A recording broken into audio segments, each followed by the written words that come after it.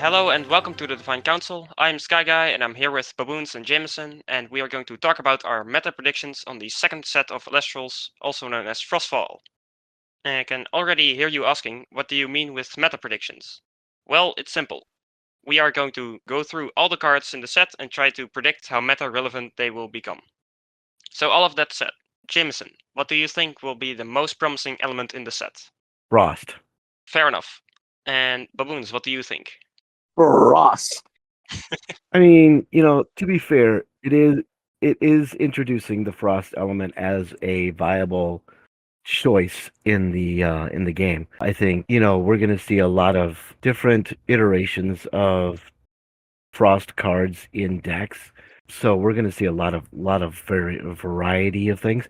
I do think that at least one of the frost decks options that are available with Frostfall is probably going to become one of the new meta decks. I'd love to say the reason I say Frostfall is because, like most people, there's been a lot of people waiting for a very long time for this. And they finally have the opportunity to say, ooh, shiny new toy! And it's a toy that they finally get to play with. So there's going to be a lot, especially in the first month, of Frostfall consistency. There's going to be a lot of frost, and the meta is going to be undefined. So for the first month, the meta is just going to be enjoy Frostfall and all that it has to offer. I think as we settle down, it's going to end up with these four that come to mind. Frost, Fire, because of Lavalith and everyone's talking about it with Exalt Flare as well. And yeah, Frost, Fire, Earth, I think it's a minor boost, so it'll stay strong because it already is strong. And then I'm praying Water. I am optimistic, but Water might just stay the A tier it is and not reach S tier as the other decks are. I don't know. Water is No, Water's good. Like I'm not dissing Water. Like we have Lockagon, we have Waylance, we have the what's the new Bloom. Well, yes, we have a balloon, but I'm talking about the new one. What's its name? Jotaqua? No, Cerebral? Petrosail. Terra Sail. Oh, yeah, that thing. Yeah, so we got 3 new 2-cost waters. If I ignore Cerebrum, because I'm gonna ignore Cerebrum. Fair enough. And I would like to say that it's gonna be very exciting for me because I don't play. I'm very stuck in my ways. I love water, and I branch out very rarely. But like seeing Waylance and just overall like Narpoon. I mean, Narpoon's going to be my Frost deck without question. It's going to be a Waylance, Narpoon, bunch of Frost cards. And like that's how I see myself set up. I'm going to try Lockagon, but my instincts are just telling me that like as fun as it's going to be and as much as I love healing, it's going to be as good as I feel like. I want it to be amazing, but I feel like it's not going to be that S tier that I'm looking for, you know? I feel like I can do better. I don't know. Do you honestly think, though, that Water is going to make S tier with Frostfall, or do you think it's going to take a little bit? I believe that over this next month of Frostfall, when I get my cards and we're able to play Frost, I'm going to dedicate that month to figuring out what best makes a water deck. I'm hoping I'm going to find an S tier deck, but I think it's going to remain A tier. It's going to get you the top cut, but it's going to be very difficult to win with it. Because like I said, it's going to be back to Frost, Fire, and Earth. And I think just because Fire got so much. It got Chains, it got Lavalith, it got Exalt Flare, it got Stoke the Forge, it got everything. Like it got a huge buff to its entire setup. And that is why I think Fire is going to have some advantage. Especially because I know some people are excited for Cryoscorch. Now, Cryoscorch, new 3 cost, everyone's going to be ooh and ah. Obviously, 3 costs are not the best currently in the meta, but A Drive has openly stated that he's going to try to make ascending as easy as possible. And we already see that with Cryover and the 2 cost. Literally at the draw phase, you can immediately ascend by expending. So You discard 1 and straight up ascend to Cryscorch, then you Yeah. expend all your spirits, discard. there's also Cap Perfume, which I feel like can be used in combination. But I mean, then I'm gonna move to Earth. My Earth predictions, when I look, is that there's still going to be Earth Beaters. I don't doubt that. However, there's going to be a rise of Waspivies Mm-hmm.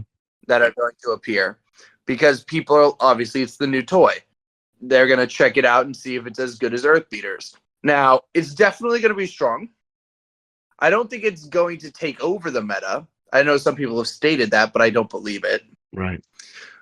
But overall, I think Waspivy is going to be an annoyance above anything else. It might be tacked on. I don't see how you could tack it on to Earth Beaters if you want the second part of its ability. It'd have to be almost its own thing in that way. Yeah, you'd have to run 3 Shrine Nectar. Yeah. And then also have the Earth Searcher to search it out, and maybe and also the one-off Spivey. Well, I mean, the most annoying thing about it actually is the immunity to counter runes if it's ascended from Cynectar. Yeah. Which is really easy to do if you play any kind of poison cards. You can just immediately ascend into Waspivy. So it's like, okay, so on your turn, I've got Cyanectar in play, and then you cast an Elestral. I cast Poison Tipped Arrow, which of course a lot of people run right now. Then I've got Waspivy on the table at that point, which is immune to counter runes. So now, you've got a huge issue with a bug that's sitting there at an 8 attack, and you can't do anything about it outside of overrunning it or using an invoke rune on it, like resting on your laurels or earthquake or something along those lines, or even running Kin Leo if you're running a fire toolbox. But even then, it's still going to be tough to deal with how fast you can get it out. Yeah. So yeah, I can see it being part of the meta with Earth coming up in Frostfall. One downside I do see with Cynectar, if you already have a little bit of board presence, you can just not cast a Elestral and kill the Cynectar before they can cast their PTA. Right. Yep. There are ways around it. You also need to be careful with the Poison Nectar, so you can also not be playing anything that will draw you stuff. Right, because it's when any player does it that you can do that. Yeah. And that's the trick, though. It's like, oh, you cast Cyanectar. Okay, well, I'm going to cast PTA. Well, now I'll have to deal with Waspivy. Mm-hmm. It's like, wow, that was a waste of a spirit and a card. Okay, now what? So you got to be careful of that when you're playing against Earth, which is going to be prevalent in. And even if you want to do it, it'd be a Gorgon's PTA, and that's 4 spirits for a 1 cost. Like you can do that occasionally, but that just unless you really have a good momentum going and they're trying to stop it with it, like it's gonna feel bad. Well, the thing is, though, is that they cast Cyanectar. Okay, great. You have a Cyanectar on the board. Wonderful. It's my turn. Okay, resting. Because they're not just going to have a Cyanectar. They're going to have other stuff out there. It could be a Foloi Forest, it could be Demeter, whatever.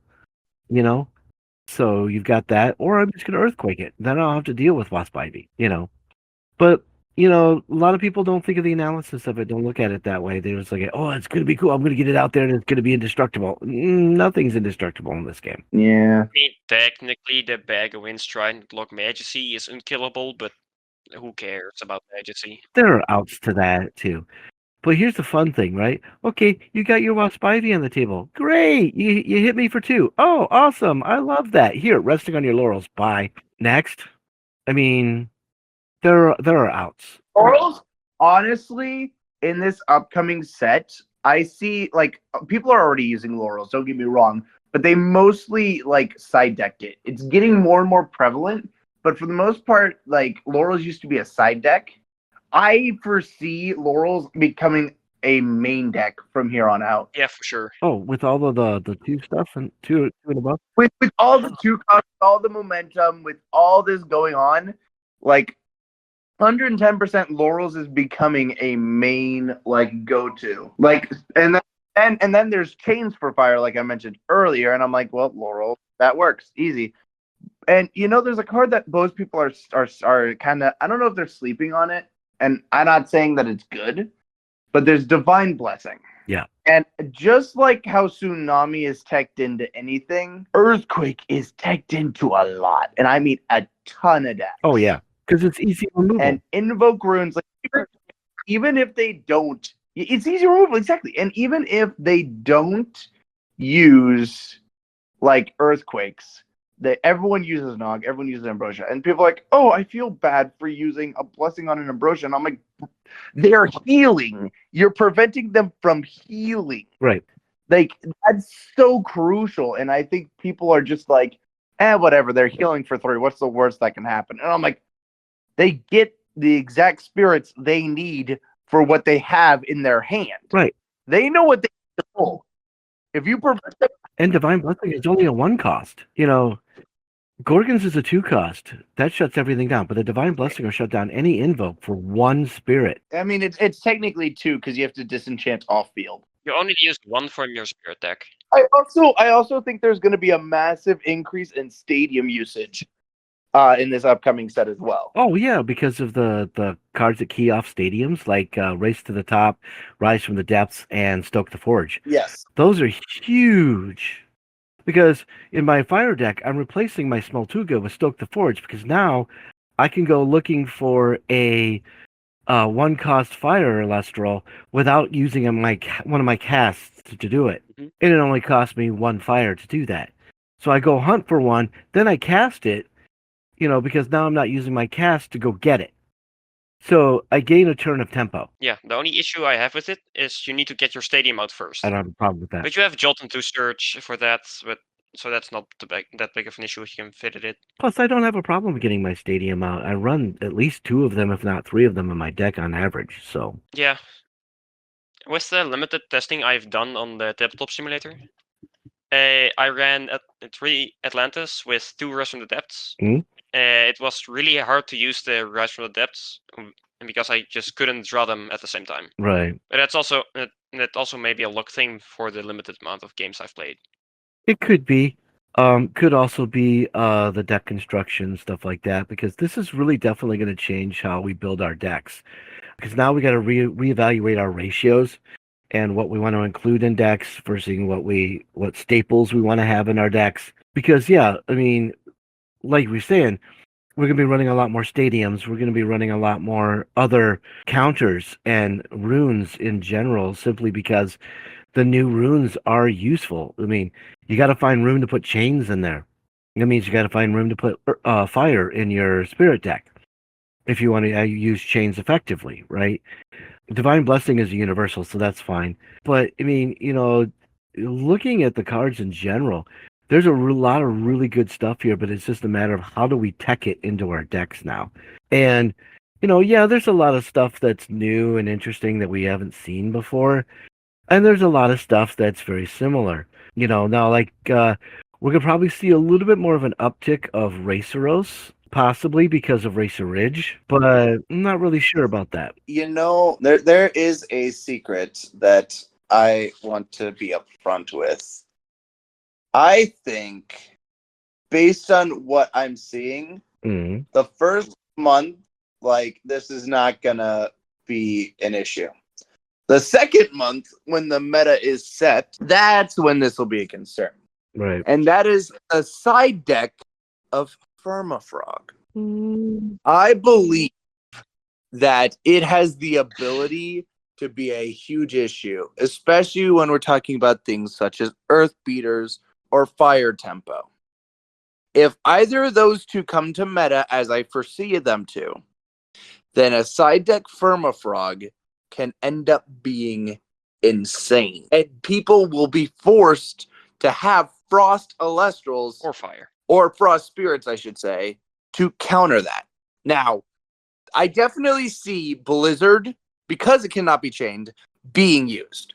So I'm not saying that side decking Frost is going to be impossible, but I'm just saying that's another spirit that people are going to be almost forced to add to their deck if this if Firmafrog becomes a side deck option. And that also means that if people are going to side deck Firmafrog, just even if it's out of element, that would mean that everyone would lose a side deck slot because they need to add their Frost or Fire Spirit, unless you already run them in main. Exactly.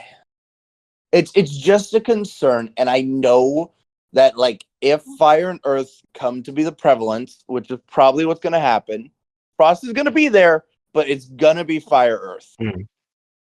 Now, with that, there's coming like I said, the Frostfrog, Firmafrog. It's just something to be aware of. And if you hold off and play it right, that thing can easily win a game for you. Like, sure, you have to expend one every time, but like for me, that's not a big deal. I've got Catarant. I've got the baby leopard. I don't remember its name. Frigicub. Thank you. Like, I have healing that way. I've got Ambrosia. I have other methods to heal. I also have, if it's a side deck to like, because is it Frost specific that I have to expend, or is it any spirit? Frost. It's Frost expensive. Okay. Yeah. Then it might not be as bad as it could be. Yeah, but what I'm thinking that people are going to slap on as far as 2 costs are concerned is Polar Acne. yeah. Polar Acne is a 2 cost, yeah, because it drops attacks by 2. All your opponent's Celestials have -2 attack, right? Just across the board. Then, on top of that, I can expend a Frost to target and destroy an Elestral that has 2 or less attack. Now you combine it with the Platypulse and Zeus, and you're just done for. Or or Warmite. Or Warmite. Yeah, that means that those wonderful 2 costs that have a 7 or an 8 attack on average, suddenly are like, they're just screwed because you drop Polar Acne on the board, then you hit them with a Warmite.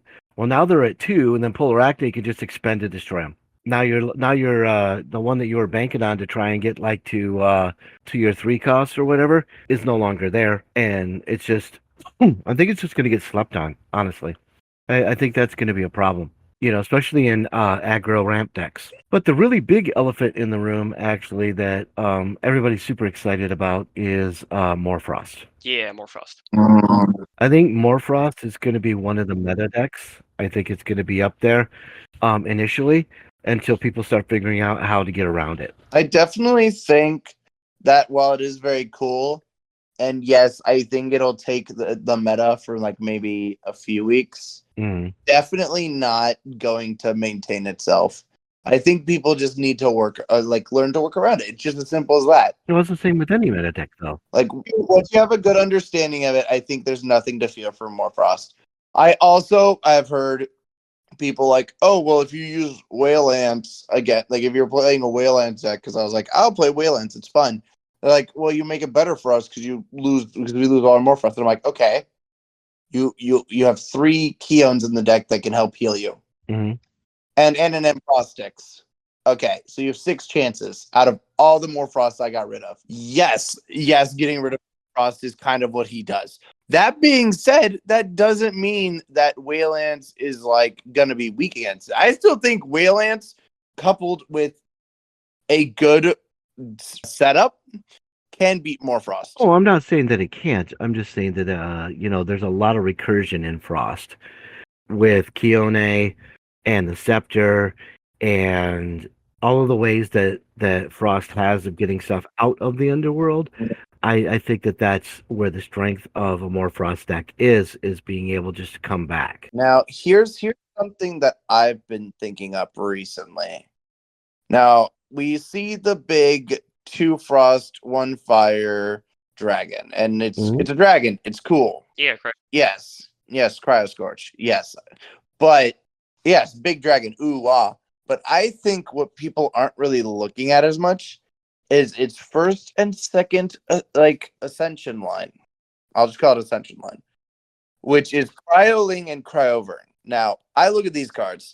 and I'm like, okay, yeah, 6 or higher must ascend, and I see during draw phase discard in order to special. Now that, yes, cool, I can get Cryo Scourge out very easily.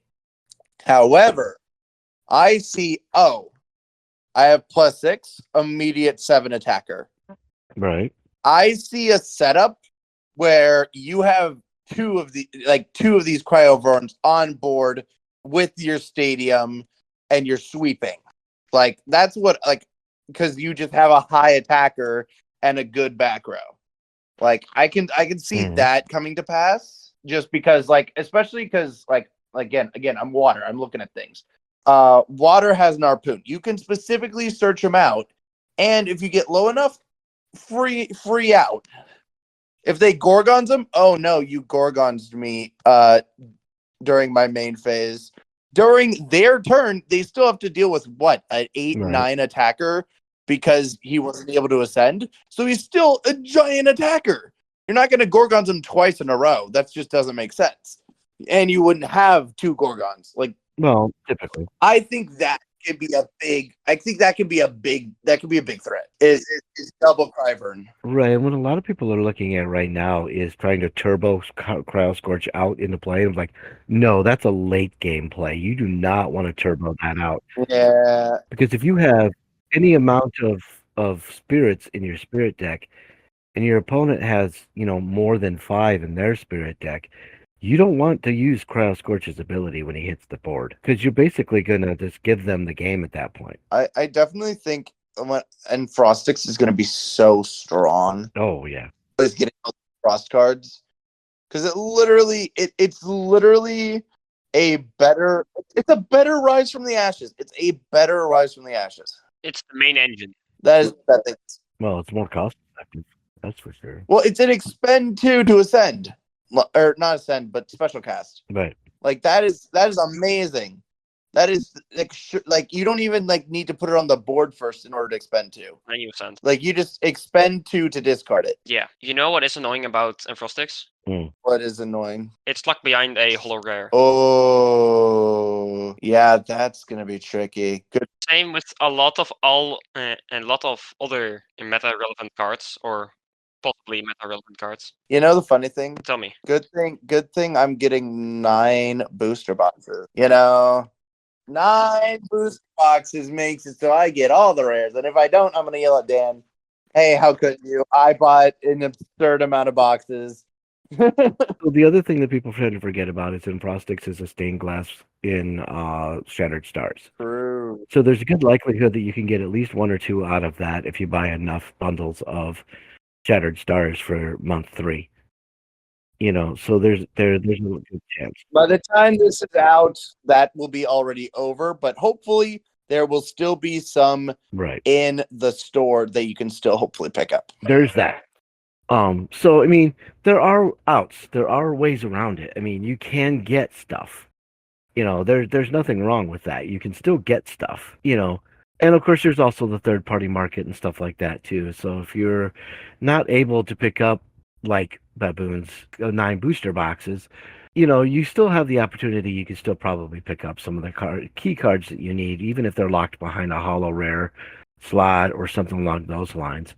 It also depends upon what people are going to be asking for them in that market as well. So we talked about Cryo Scorch, we talked about Morfrost, but the one that everybody seems to be forgetting about is the Penguins and Imperiwatt. What do we feel about Imperiwatt? I mean, I think that he has potential, but again, he's another late game 3-drop that you don't want to drop too early in the game because of his drawbacks.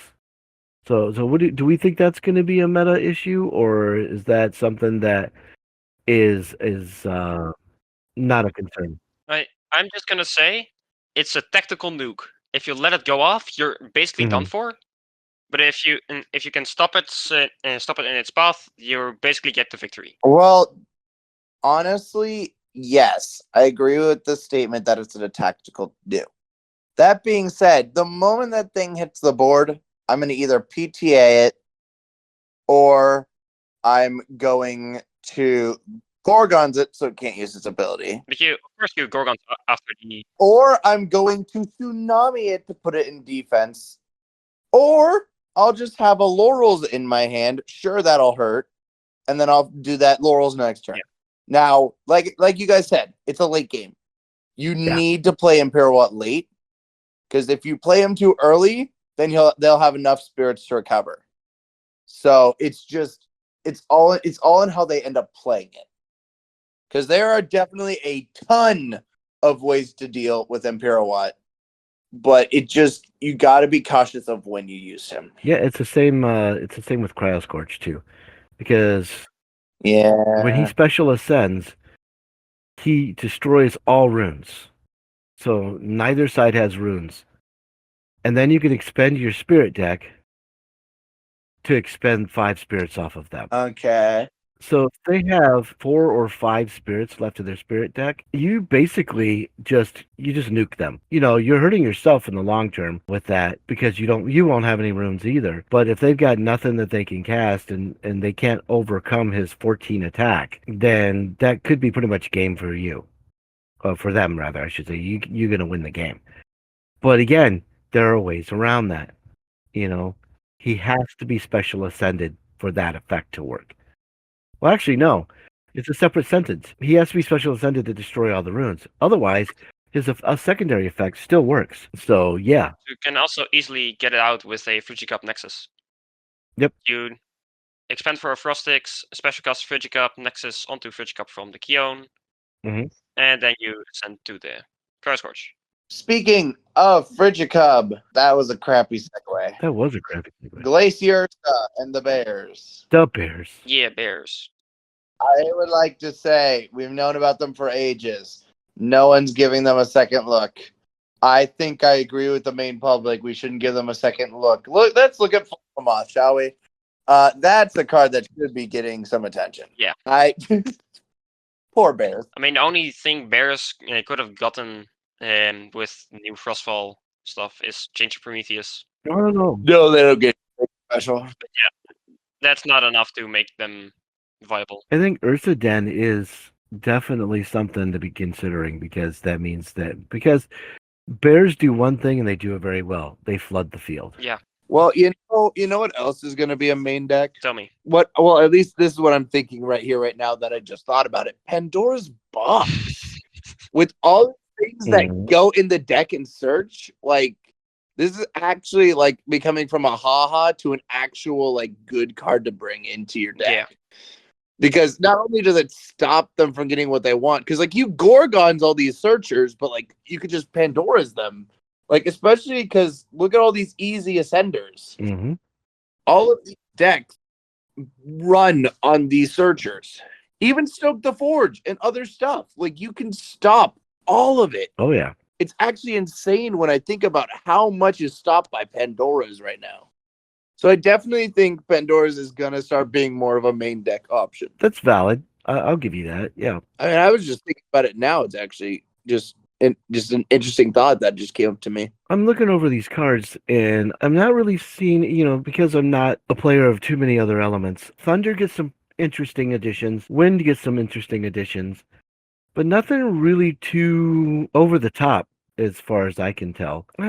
Dracodoodle's okay, honestly. What about Draco Doodle? It's a nice disruption effect. They have a suppressed flush. And it is really nice ability to, when it destroys an Elestral, to cause additional burn damage. But, the thing is it's contingent also on Cockatoodle, which targets one Elestral and suppresses it.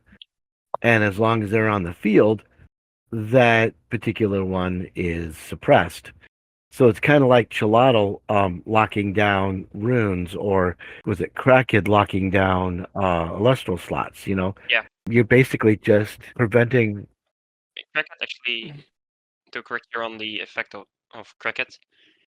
Cricket does the same as Cockadoodle, but it also prevents attacking. Right. Whereas Cockatoodle doesn't do that, it just suppresses it. Yeah. Well, here's something that I want to bring to the table. We all know that Wayland destroys one card specifically and destroys that entire line of that Elestral. I would like to look at the inverse of that, which is Woolly, which when it destroys an opponent's Elestral, you can expend to destroy the entire like row of Elestrals on the field. Right. So instead of clearing what's in their deck, you clear their field.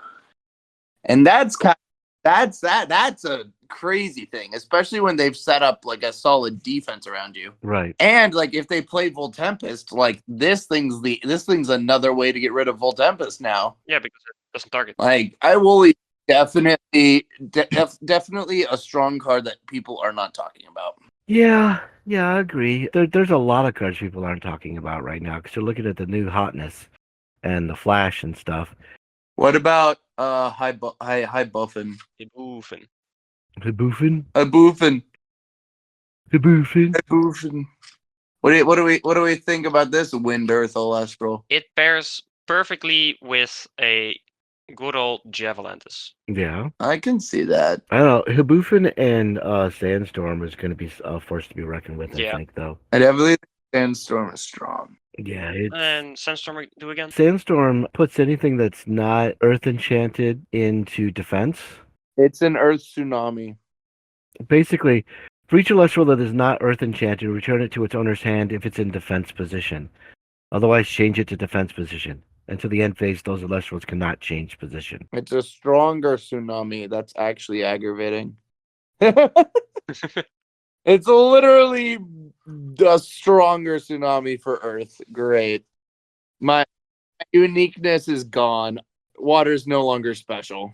Well, Hiboofin, you expend one Wind or Earth to force everybody and all your opponents into defense position, and then you cast Sandstorm and put all of those back into their hand. You know, that in and of itself is just strong, in my opinion. Yeah. I mean, I'm not saying that it's too strong. I'm just saying it's pretty darn strong. I would like to look at the golems now. I've already talked about the fire golem. How are we feeling about the frost golem? Frost Golem, it seems pretty interesting. If you pair it with Avalanche, it seems really easy to get out, so that's always nice. And with it being a 6 attacker, you can just basically attack over all of the 1 costs in the game, except for Mistation and some other cards. Well, and in most cases, you shouldn't have a problem having more Elestrals in your underworld than your opponent, especially if you're playing a Morfrost deck or anything that self-mills you, like you said, Avalanche.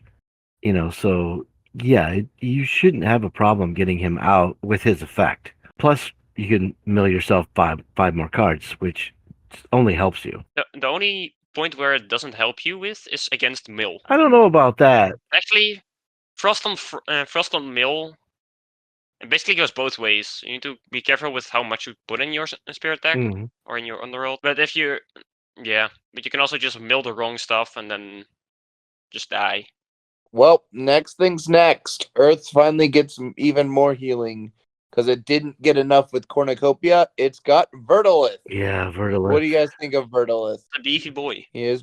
It's a really good way to come back from a setback of spirits, because Earth can be kind of expensive. So you could, if you're down, you know, by 4 or more than what your opponent has, this can bring you back. Coupled with Ambrosia and Cornucopia, it could really definitely help you out. I would also like to say you don't even have to normal cast it. You can just regularly ascend it to get the healing, which is incredible. Yep. Not only that, it's just like what I do with Sluggle. If it dies, then you can rise from the ashes, heal the 4, and then you basically get a one spirit from your spirit deck to get the lith up, which is crazy. Yep. I mean, yeah. It's for sure crazy. It gives you a 7 defense too, which is a good wall to throw up. Earth is really good about blending attack and defense fairly well. Where, you know, if you want to play a defensive Earth deck, you can, or if you want to play an aggressive Earth deck, you can. So, and I think Verdolith helps with that because aggressive Earth decks need healing, and they just don't get it normally. Senor Miller of Souls, I would like to ask you, as you have seen Avalanche and have probably had a solid understanding of it, how do you feel as a Miller? Do you feel like the No. future of that playstyle is bright? Avalanche is not a good card for a dedicated mill deck like my mill deck, simply because I'm also milling myself, and I need every card advantage I can get. So if I'm milling 3 off my deck and 3 off my opponent's deck, yeah, I have more options to get rid of cards from my opponent. But I'm also getting 3 cards from my deck out, and they could be key cards that I need that I can't get back. So it's not equitable in my opinion. Now, things that help my mill deck out though a lot are Exalt Flare and Caprofume. Those two are definitely going to help because Caprofume allows me to special cast 1-cost Fire Spirits from my hand. So that extra Humbus I need to get out, or that Cinder I need to get out, Caprofume will actually help me with that. And the same can be said with Exalt Flare, that I can just Nexus with Exalt Flare and special ascend that either into my Caprofume or into a Humbust or a Cinder or something along those lines, which again just pushes forward my strategy. So those are better choices for the mill deck as opposed to the Frost self mill stuff. Well, Frostmite is still very cute. Oh, I'm not discounting that. I mean, it's like it's really good. A lot of the Frost cards are really good and will be helpful down the road, but just not necessarily with the playstyle. Another way to deal with Rabbit has appeared. Yeah, that's the Frostmite. Anyway, jokes of defense elimination aside, Fun Glow is a 1/1 Thunder. How are we feeling about Thunder's future in this new deck? I know we talked Imperial Watt, but like Thunder, does it have anything super interesting to you guys? Seems like there's nothing to really add on to the already existing Thunder Nexus deck, except from the Race to the Top. Otherwise, the Brontigo seems interesting, and I feel like Play the Pulse could go really well with, as I said before, the Polar Range. And the fact that you can special cast a Brontiglow with when you cast Thunderstorm is pretty interesting off the Fun Glow. So it's like I cast Thunderstorm to destroy a rune, and I also get a Brontiglow into play, which then I can turn around and I can disenchant Fun Glow to suppress all my opponent's Elestrals so they don't get their effects. And then I attack and get another Fun Glow back from the Fun Glow that I just sent to the Underworld. I get back, so it's got some interesting recursion effects there, in my opinion. Racer Ridge is an interesting choice as well for Thunder, where you can just expend a Thunder Spirit to negate an attack. It's like, nope, you're not doing that. I'm going to say no. Yeah, That's the big no button. The big old no button. That gets the shutdown Earthquake. Yeah, well, almost everything does. Divine Blessing, guys. Don't worry.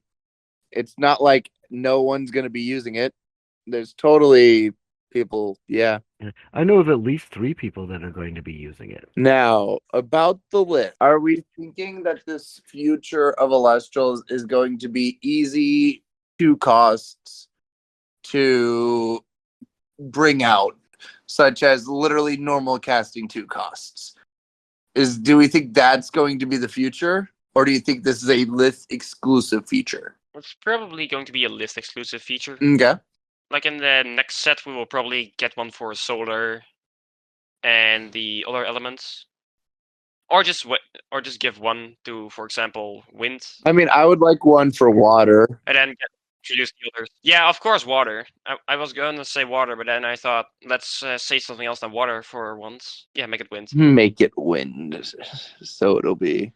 But what I find amusing about Blizzard is that it can't be chained by counter runes, so you can't divine blessing it. Yeah, that was something I was saying. It's a better thunderstorm because it can't be stopped. Yeah. Although you could still cast the face down rune in response to it being targeted by the blizzard, or you could just let it be destroyed, just like every other chime. So. I mean, but it can't be chained, isn't that? It's just a cost. You can, I believe, you can still chain the targeting or the destroy effects of the rune. I'd have to check with the judge on that. That's a judge call. I think we're gonna have to ask about that. I definitely feel like you cannot use what is being destroyed, but okay. Now, Gigaflora.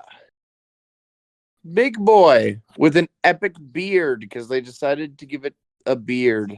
I mean, you know. I mean, why not make the giraffe have a beard? Sure. It works. Looks pretty cool. Although I can't tell if they're trying to make it look mean or make it look like a grandpa. Well, if you look at Giraflora, it actually has a little bit of a goatee. So it just seems like a natural progression. Oh, I guess. Fair enough. Now, how about this big beast of a Neander sloth? I'm gonna call it now. It's just straight up jank. It seems interesting, but having to run Titanostock in a deck to get its effect to work doesn't seem that worth it. I still can't believe it gets +7 for Titanostock. Why is it +7? Well, just find a way. That's the most Because- random. That's better than putting a necklace on it. Like Well- what? Anything less will make it so that Titanostock wouldn't be worth running in the deck. You mean it had to be that big of a buff? Why not just put Titanostock in the deck anyway, and then find a way to discard it? Nah. I mean, now it runs over most cards in the game. Yeah, use it. Yeah, you could use it for Gapple. You could use it for anything that requires you to discard. Yeah, I guess Gapple works. You know. Or something else.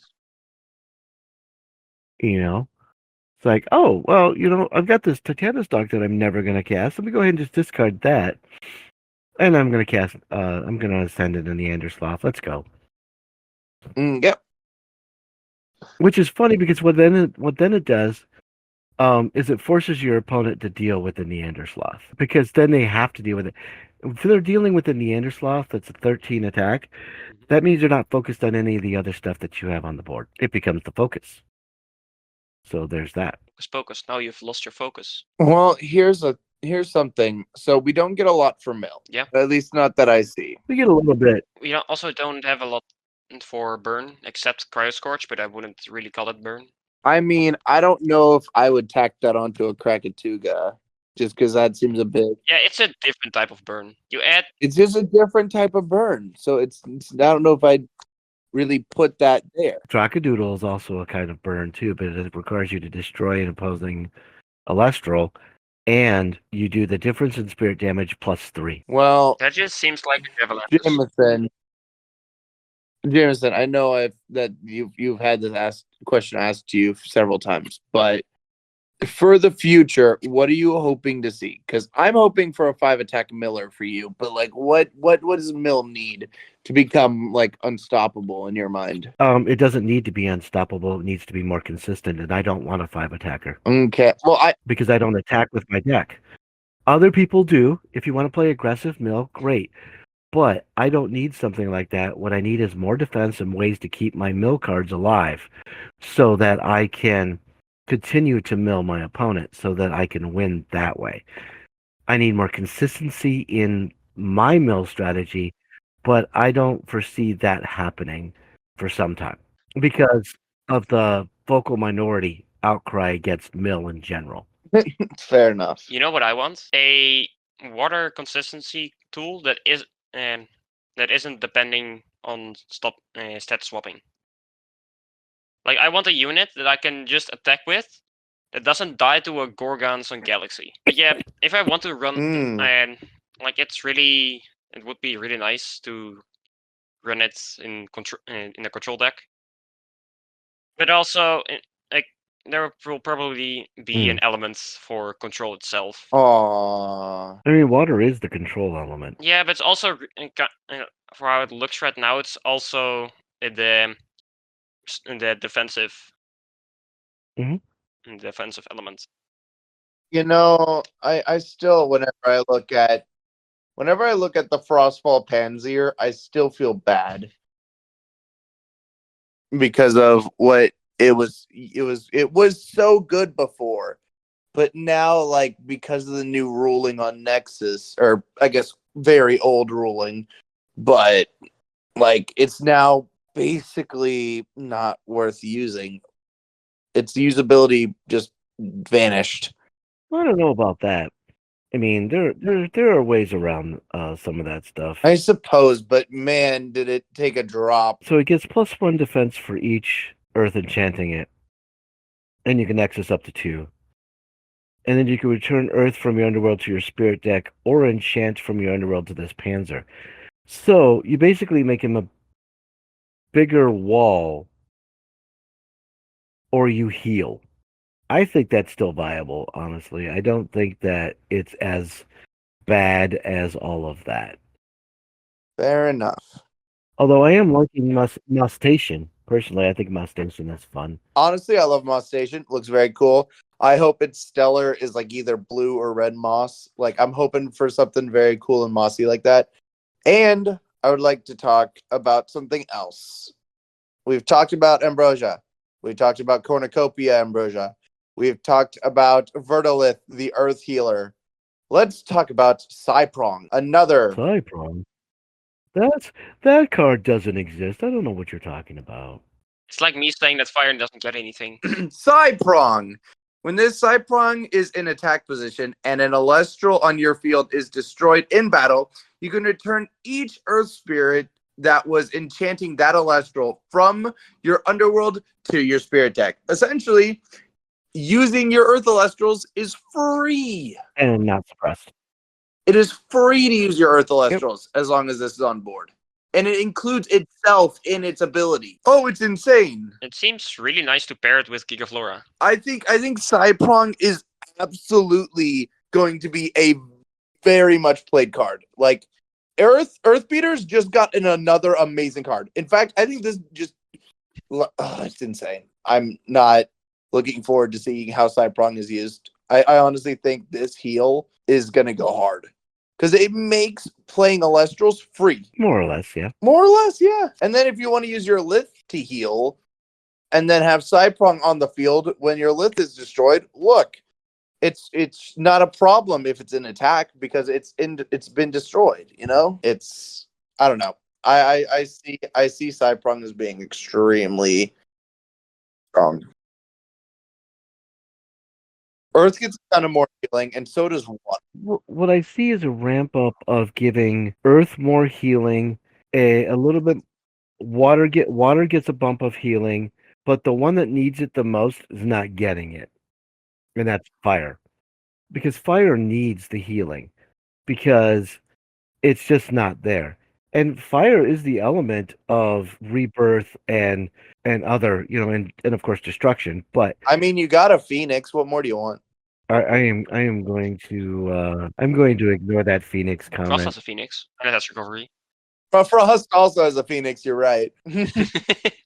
Jokes aside, the reason why I feel like they didn't give fire healing is because they just gave fire so much during this set. Like if they also gave it healing, like that would be absurd. Now, I don't doubt that fire is eventually going to get healing because it's going to happen. Now, it's not happening this set. Maybe next sets. It might happen next set. It might happen next set, but for right now, I feel like fire has enough going for it that it's already has the potential to being S tier decks. Like I doubt that. Like honestly, it would the nail in the coffin would be if there was a fire heal. Like that would officially like solidify it as an S tier like deck setup. Yeah. So let's talk about the brand new, never seen before, Circle the Sky. What do we think? I like this one more than the water earth, but the thunder fire is also a good one. Oh man, I love its colors. It's very interesting. I still prefer my water though. I like all of the Circle of the Sky arts. To me, it's not a decent or usable card in my decks because, yeah, I do some Nexus, but there's just not enough there to warrant me running that as far as a card, because I can't, I have a hard enough time keeping Elestrals on the board, let alone being able to use the Nexus mechanic to draw additional cards and stuff like that. So just not viable for me, but sure that in some Nexus decks it's going to be very useful. Fair, cool. Arcturus. Everyone lost their minds over this card because of how the Black Ice Stellar looks. But how do we think of it effect-wise? I really like the Black Eye Stellar. I think that art is just on point and so good. Oh no, it's definitely very cool. I'm saying like expend one to make it 6 attack, essentially, is what it is. Now, again, it seems like they don't want to make any 5 attackers anymore, which is good. Like, you need to balance it. However, making all of these expend to like increase, or like abilities like Galaxy or Babloon. Babloon's another example. Like, these things are just making Gorgons more and more and more powerful. And if they keep going down this, plus this for end phase, plus this for end phase, plus add, Gorgons is just gonna keep being a 3 of every deck, in every deck. Or 2 of it. That's why chains exist, because like, oh, you're gonna try and stop me from doing that? Nah, I'm gonna stop your Gorgons. Fair enough, I suppose, but it's only going to be really usable in fire and fire attack decks. Like, it's not going to be so broken that it's going to be everywhere always, just because that's a very expensive card. But also, if you add the fire, you can add Necro. So you do get something when you run fire. As a 5 attack unit. That just gets destroyed by a tsunami. Right. Now, we've got, how many more frosts do we have? We have 3, right? How many more frosts? 4.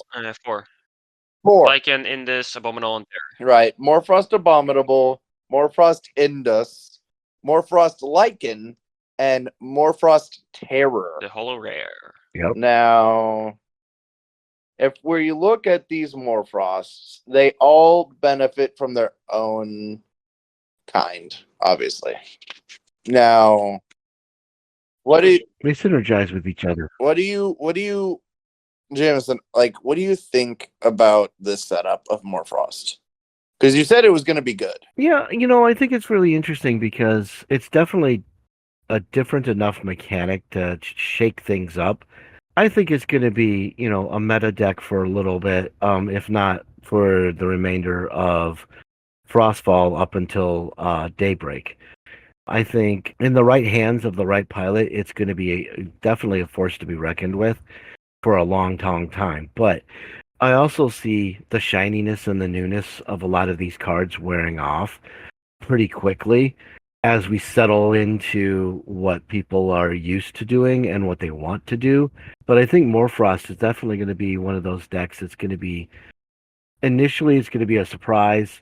It's going to be hard for a lot of players to wrap their heads around. And I also think that once they do, it's definitely going to be up there once they settle on how the deck is supposed to run.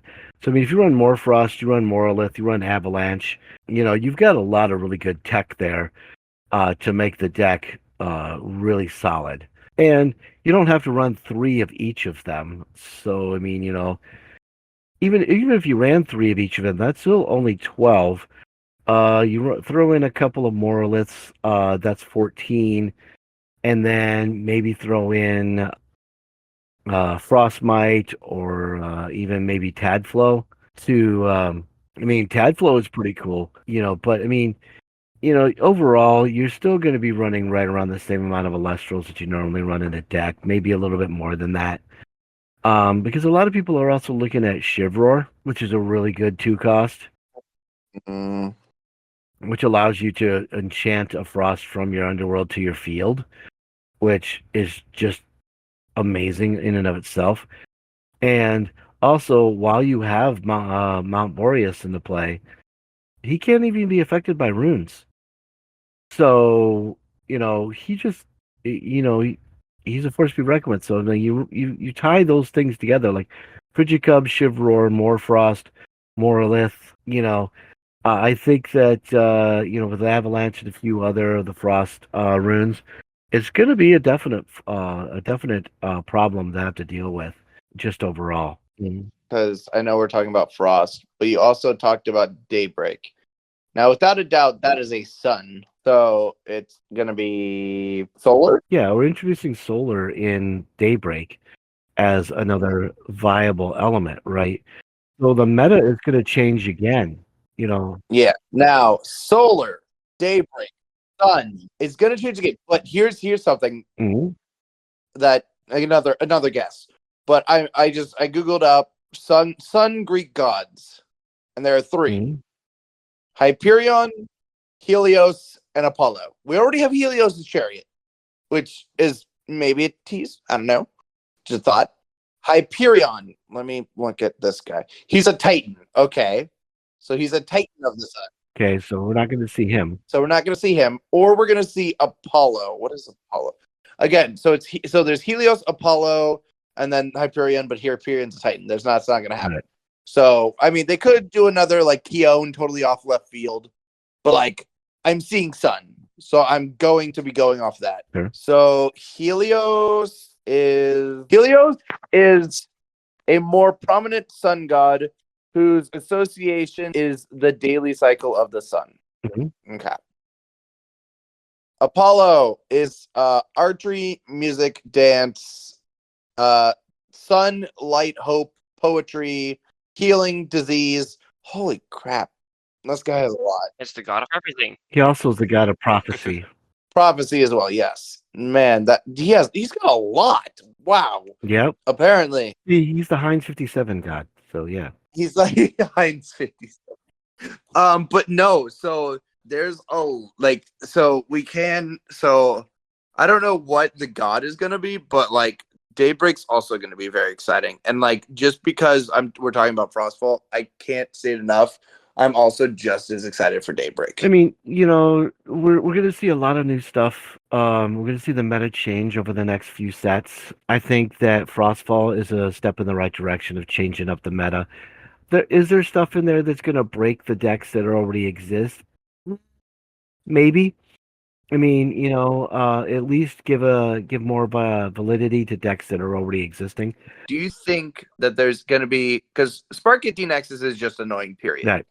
Is there anything that really stops like the Spark T Nexus and Thunder's ability to be very annoying as a deck? Is there anything here? Because I see Waylands, and yes, getting rid of all of them is a possibility. But like, is there anything else that really that you see that's like, oh, this will not be as annoying anymore? Or do you think it'll still be around? There's a lot of really good options in here. Like for example, Blizzard is going to be key to get rid of Zeus. Zeus is gone. You can't stop it. It's gone. Ooh, you're right. So now all of a sudden the Thunder Bank isn't there. Plus you got, other Frost cards. You've got Avalanche, which, if you're playing a Morfrost deck or something along those lines with Keone and other stuff. So something that like Well, the thing is that okay, if you run in a Morfrost deck or something like that keys off of getting stuff out of the underworld, Avalanche is going to be your friend. Plus, it also has the added advantage of getting rid of the top 3 cards of the Thunder deck. Well, if it's something key like Zeus or a Sparkit or something else that they didn't start with in their hand, that's going to be helpful. I mean, there's nothing that's going to totally stop it. I mean, I didn't even think about it. But even if you do Sparkit Nexus a Morfrost deck, that just is good for the Morfrost deck, if anything. Right. Like, there's nothing you can like, I get rid of one of your Morfrosts. Like, oh no, you're just making the deck stronger. Like, that's crazy. Right. I didn't think of that. Yep. And you can't discount Blizzard. Yeah, it's a 2-cost card to do, but it's unstoppable. That means, you've got a fully loaded Zeus on there, and you sparketed my hand, and you got rid of one of my cards. Oh, I'm so broken up about that. I top deck Blizzard. Okay, Zeus is dead. Next. Now good luck with doing that Nexus thing again. And even if you could, okay, great. Let me do something else. There are ways around it now. Fair enough. So I don't think T Nexus is going to be it's still going to be strong. It's not going to, it's not going to lose any kind of strength, but there are going to be more outs to it is basically the way I look at it. And then on top of that, there you look at Earth Beaters. Earth Beaters get a little bit of a ramp up with, Verdalith and a few other options. But Cyprong, right? But I think overall, I don't think it's going to gain enough to be an S tier deck. I think it'll stay at A, simply because there's so many outs again with the Frost cards and whatnot. Five guys or fives or whatever you want to call it is probably going to drop off because there's so many outs to it now that it's just not going to be as solid as it has been. Agree. What's the other one that I'm forgetting? Burn decks. I think Burn is always going to be strong. But I think that we're going to see a downplay of things like Krakatuga decks simply because there's just going to be better options, you know. But I honestly don't know about that particular one because I don't play that style, and I haven't run into it too much. Although I do know there's several members of the community who love playing that style, and I think that they're going to be mildly surprised at how quickly it can get shut down with various other cards in Frostfall.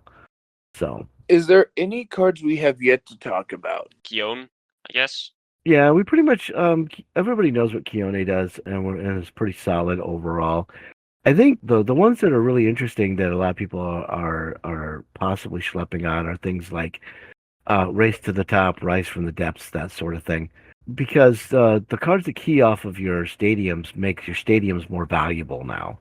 They're not just little one-offs that you throw in your deck for whatever reason. I think that they're going to be very useful Yeah. going forward. So there's that. I think this pretty much covers the majority of the cards in the set. Well, then I would like. Wait, did we talk about Chivalry? Say it again. I feel like we briefly covered him, but I did talk about. I mean, I said my piece about Chivrar and how he would work within a Frost deck, but I mean, you guys haven't weighed in on him yet. I mean, I definitely think he's good, and I definitely think that he's definitely got potential. Very cool card. Yeah. Fair enough. Then let us wrap up with saying what our biggest hope for what our decks will be in this upcoming Frostfall. I will start off and definitely say that I'm going to be building a deck around whales without a doubt. I think that is a very cool card. I think Narpoon is just so cool. And I think I'm going to be building probably it'll end up being a Frost deck just because of Narpoon's ability. Crazy. I'm moving away from water. Wow. But no, I mean, you can still run Slugma. I can still run Slugma, totally, yeah. But no, I'm definitely excited to build a Waylands deck. Although Lockagon, yes, I am a healer, and yes, that's probably where I'm gonna go check out next. Waylands definitely just seems like a fun card to use. Until it gets Gorgons. Just like everything else. Yeah, I know. It's fine. I'm water. It is what it is. I'm water. I get Gorgons all the time. To be used to it by now, right? I'm water. So what about you, Sky Guy? Yeah, Pretty much. I already prep. Every time I attack with Galaxy, I just prep to send it to the underworld. I'm probably going to add more Gorgon's possibilities to my water decks by adding Bubloon. Bubloon's good. But Bloon is definitely good. But again, another bonus to Gorgons. Gorgons is just getting nothing but boosts through all the additives they're giving. Well, I think Gorgons is getting a wide target selection is what it's getting now. So you have to pick and choose what you're going to stop with it. Yeah. Well, Gorgon's already had a wide target selection. It's just getting even more. But now it's getting even down to the wire of what do I Gorgons here? Is this the right choice or is that the right choice? That's fair. You know, it's diluting the options again of picking the right time to use your Gorgon's Gaze. Because if you do it at the wrong time and you do it too soon, then you're out that Gorgons when you really need it. You know, so it's like, but if you sit on it for too long and you don't use it when you could have, then you run into the opposite scenario of now I have a Gorgons and I can't use it. So you're saying that they're giving Gorgons too many options, and that will bring its own set of issues. I believe that's going to be the case because even though Gorgons is so good and so versatile at what it does, it comes down to when do you have to use it versus, well, I'm just going to use it here because it makes the most sense to use it here. Well, I mean, like, yeah, I could Gorgons your Sluggle, or I could Gorgons your, whatever, a Cyprong or whatever, okay?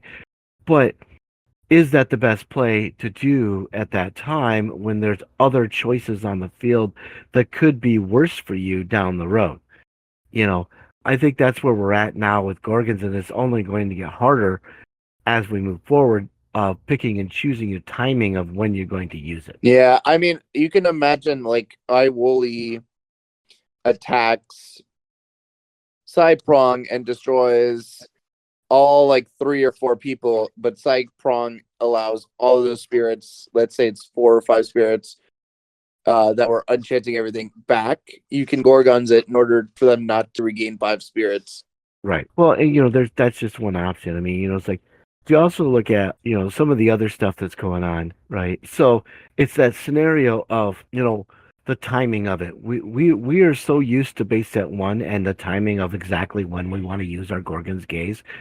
Now we're getting another 100 cards that we have to determine when we want to use our Gorgon's Gaze on. At what point is it going to be viable to use a Gorgon's Gaze or other stuff. Also, Chains is now in the mix. So it's like you're running that risk of, is one of the face downs that I have to go up against a Chains of Prometheus that's going to shut down my Gorgons that's trying to shut down your strat. So there's a lot of new things we're going to have to be thinking of and working around and trying to figure out, do I proc the Gorgons and then I change it, or do I just let it go through? What do I do here, So I think it's just going to take some time for everything to settle. And once it does, it's going to be like, okay, now this is the meta. Right. So, and as far as my deck is concerned, I'm looking at a mill deck in Frostfall. I have some options of what I'm planning on doing with that. I also have my Trifernal Ramp deck that's getting a huge bump with at least 3 of the cards in Frostfall. Well, at least 3 Elestrals, I should say. And plus, on top of that, I mean, we got Change of Prometheus, we've got Stoke the Forge. So we're gonna see what happens and how it plays out in the coming weeks. Start playing some decks and stuff. And then whenever the first tournament happens, that's going to be interesting to see how that plays out with the Frostfall cards. So, yeah, it's definitely going to be a good time, I think, seeing what people come up with, how they build decks in this environment. So, What about you, Sky Guy? What are you most excited to build a deck around? that one card that does that one thing in that one deck. Yeah, what he said. Yeah, perfect. But I mean, if I look through all the cards, I'm just gonna probably build some jank until until I will eventually find jank that will punch up in the meta and play that for the rest of the set. Oh, I know you're going to play the heck out of Cerebrum. Fair enough. I can see that now. I mean, maybe. Cerebrum is interesting. You know what? You're gonna make them broken. I'll try to make it work. So, I mean, that's interesting. It's like while Cerebrum is in defense position, your opponent can't set cards, so they're gonna have to deal with it. Yep. Yeah. But it just got earthquakes. Well, yeah, it could get Earthquake, but you also, if you have Divine Blessing, Then I would have to prevent it by running bag or divine blessing. yeah. See, Divine Blessing, bro. Use Divine Blessing. Yeah, I know, but then I would have to have the preferably a Poseidon field. now you're cooking. Yeah, Poseidon, or you can have an Atlantis. You would Also, yeah, Atlantis works. Actually, that works really well. Right. But then I lose my Atlantis. honestly, when you think about it, it can be very, very strong. See, Sky Guy, now you're using your brain. Yeah, I guess. It's the same with Morphrost Terror. You can Earthquake one of the Morphrost, but your opponent just discards a Morphrost and it doesn't do anything. Yeah. See, well, it sounds to me like we have some thinking to do and some planning and figuring out what we're doing. I am thankful that this future of Elestrals is looking bright. I agree. I think it's really awesome. I think we're headed in a really good direction. But I also think that what's coming, whatever it is, between Daybreak and the Lunar set that's coming after that, and then set 5, I think that whatever's coming down the pipe is definitely going to shake things up and make things interesting, and we're going to see a lot of changes as we move forward through. I like the philosophy that Dan has of not eliminating anything, but just enhancing it. Enhancing what's there, making it better, or making it more, giving you different options for different card interactions. So there's nothing invalidated. I mean, looking at the whole of Frostfall, this only elevates a lot of stuff and adds frost to the mix. And I can't imagine that Daybreak and the set 4 is going to change that design philosophy at all. It's just going to elevate things as we move forward, and I think that's something to look forward to. And I think we're going to have a great time with it. So, on that note, do we want to go ahead and wrap this up? Yeah.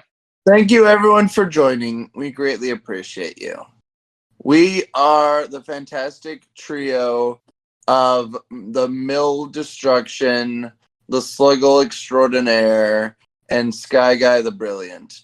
Now, as we are finishing up this wonderful Divine Council, I would also like to say that you wonderful people listening, this would not be an existing podcast without you, and we appreciate all the love and support you have given us.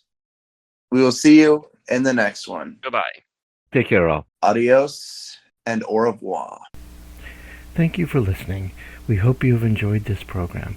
If you'd like to know more information about Elestrals or any of the other topics we discussed today, just click any of the links in our description. They'll take you to the various different locations to learn more about Elestrals and the people that make it.